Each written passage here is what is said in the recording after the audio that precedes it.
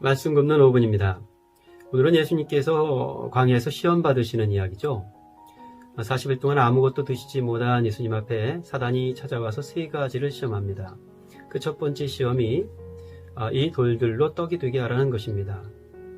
광야에서 40일을 굶어 지냈습니다. 떡에 의존하지 않고 지낸 40일, 그 40일이 떡으로부터 자유롭게 해주지는 않았습니다. 도리어 떡의 필요를 더 절실하게 해주었습니다. 광야는 돌이 지천인 땅입니다.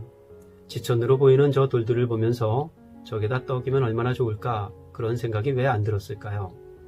사단이 찾아와서 이 돌들로 떡이 되게 하라, 이렇게 속삭였을 때 그 말을 듣고 이거 듣기만 해도 이거 배부르다, 이거 생각만 해도 이게 행복하다, 그런 마음, 그런 유혹이 들지 않았을까요? 세상 재앙 중에 마이더스의 손이라는 것이 있습니다. 손만 닿으면 돈이 되고 손만 닿으면 먹을 것이 되는 그 손이 왜 재앙일까? 좋은 게 아닐까? 그런데 히랍의 신화에서도 그 마이다스의 손은 재앙으로 이야기됩니다. 떡은 귀한 것이지만 사람이 떡으로만 사는 것은 아닙니다. 떡이 아니면 뭘로 사나? 돈이 최고지 하는 사람들이 있습니다. 자본의 시대, 자본의 영토는 그들의 성지라 하겠습니다. 하지만 다 그렇게 사는 건 아닙니다. 사람이 떡으로만 사는 건 아니라고 예수님의 말씀을 다시 곱씹으며 사는 사람들이 있습니다. 돈하며 사는 시대, 돈이 최고가 되어버린 시대, 돈이 최고가 아니라 하늘을 최고로 알아 사는 사람들, 그렇게 사는 사람들이 저와 여러분이어야 하는 것입니다. 두 번째 시험은 내게 절하라 하는 것이었습니다. 내게 절하면 천하 만국의 권세를 내게 주겠다는 것이죠.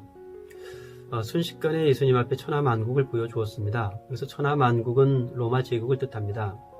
로마의 세상이었으니까요. 지금 예수님 계신 자리가 광야 아닙니까? 광야는 풀 한 포기 자라기가 힘든 땅이고 돌 위에 휑한 바람만 무성한 땅이죠.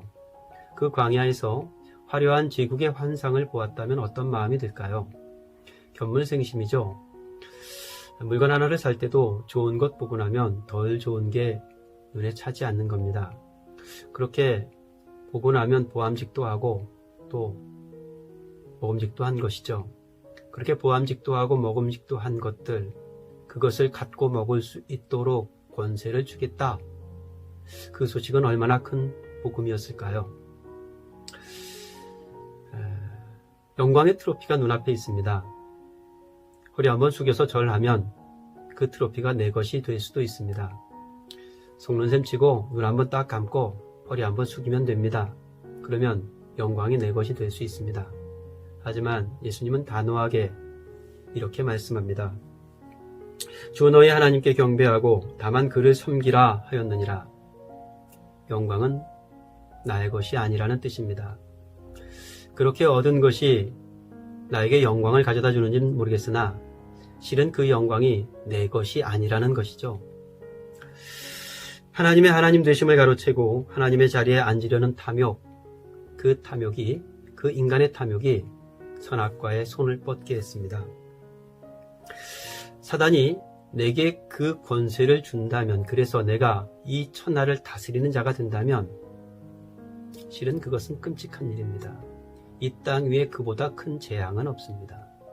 내가 아니라 하나님이 다스리는 세상이어야 합니다. 예수님은 제국이 아니라 천국을 위하여 오셨습니다. 황제의 통치가 아니라 하나님의 다스림 안에 든 삶의 자리로 부르시기 위해 저와 우리에게 찾아오신 겁니다. 세 번째 시험은 성전 꼭대기로 데리고 올라가서 여기에서 뛰어내리라는 것이었습니다. 사람들이 묻습니다. 네 하나님이 어디 있느냐고 말이죠. 대체 하나님이 어디 있길래 네 살아가는 꼴 모양은 이런 것이냐고. 속이 끓습니다. 좀 보여주고 싶습니다. 당장 여기서 뛰어내려서 하나님께서 받쳐주시는 것을 보았으면 좋겠어요. 근데 이 시험은 이후에 예수님께서 십자가에 달리셨을 때 저편 강도 한 사람의 입으로 다시 반복됩니다. 내가 만일 하나님의 아들이거든 자기를 구원하고 십자가에서 내려오라. 이런 말을 들으면 당장 여기를 뛰어 내려오고 싶습니다. 뛰어내려서 하나님께서 도와주시는 것을 당장에 보여주고 싶습니다. 그래서 단박에 저들의 코를 납작하게 만들어주고 싶습니다. 그런데 예수님께서는 여기를 뛰어내리지 않으셨습니다. 여기 지금 성전의 환상이 보이는 광야에서도 뛰어내리지 않으셨고 붉은 피 뚝뚝 흐르는 십자가에서도 뛰어내리지 않으셨습니다. 왜 그러셨을까요? 주 너의 하나님을 시험하지 말라 하였느니라. 뛰어내려 보여주는 건 하나님을 시험하는 일이 됩니다. 여기에서 기다리는 일이 하나님을 신뢰하는 일이 되는 거죠. 뛰어내려 시험하지 않고 여기서 기다려 신뢰하는 법을 예수님께서 우리에게 보여주셨습니다. 실은 하나님과 함께하는 자리, 내가 지금 살아가는 여기가 하나님과 동행하는 자리라면 여기는 뛰어내려야 할 자리가 아니라 도리어 꼭 붙들어야 할 자리입니다. 우리에게 허락하신 여기는 뛰어내려야 할 자리가 아니라 우리와 함께 하시는 주님을 굳게 붙들어야 하는 자리가 아닐까요?